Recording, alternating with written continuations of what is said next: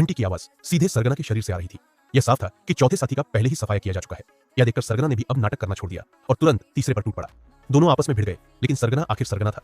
उसने कुछ ही पलों में तीसरे को काबू में कर लिया। इससे भी ज्यादा निर्दयी बात यह थी कि उसने सीधे उसकी उंगलियां काट दी। लेकिन यह यही नहीं रुका। बेरहम सरगना ने उसे कसकर बांध दिया, फिर उसके शरीर पर अल्कोहल छिड़क दिया और एक माचिस की तीली जला दी।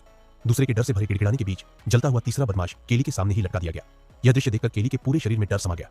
उसे यकीन नहीं हो रहा था कि सरगना इतना निर्दयी हो सकता है, लेकिन इस समय उसकी अपनी हालत भी कुछ बेहतर नहीं थी। अब जब सरगना के साथी खत्म हो चुके थे तो वह खुद नीचे आने वाला था। आने वाली मुसीबत का सामना करने के लिए केली ने खतरा उठाते हुए नीचे उतरकर पहले गिरा हुआ छोटा चाकू उठा लिया। लेकिन जैसे ही वह वापस ऊपर चढ़ने लगी, उसका सामना एक छोटे सांप से हो गया। उसके शरीर के निशान देखकर ही समझ आ रहा था कि वह बेहद खतरनाक है।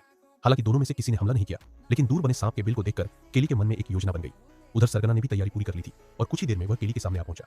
हथियार होने के बावजूद केली उसके सामने टिक नहीं पा रही थी। धक्का मुक्की के दौरान सरगना ने उसका एक पैर पकड़ लिया। ऐसे में केली ने तुरंत कहा कि मेमोरी कार्ड पास ही बने छेद में है। सरगना ने उसकी बात पर यकीन कर लिया और जैसे ही उसने अंदर हाथ डाला, अगले ही पल वहां छिपे सांप ने उसके हाथ पर काट लिया। जहर इतना तेज था कि उसका हाथ तुरंत बुरी तरह सड़ने लगा। गुस्से से पागल होकर वह केली के पीछे दौड़ पड़ा, लेकिन केली भी इतनी कमजोर नहीं थी। उसने मौका देखकर एक जोरदार लात मारी। जैसे ही वह दर्द से तड़पा, केली ने तुरंत उसकी सुरक्षा वाली रस्सी काट दी और एक लात मारकर उसे नीचे गिरा दिया।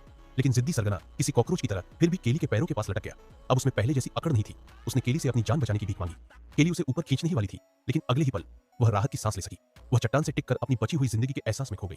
अगली सुबह अपनी शानदार रॉक क्लाइंबिंग स्किल्स की बदौलत वह आखिरकार पहाड़ की चोटी तक पहुंच गई।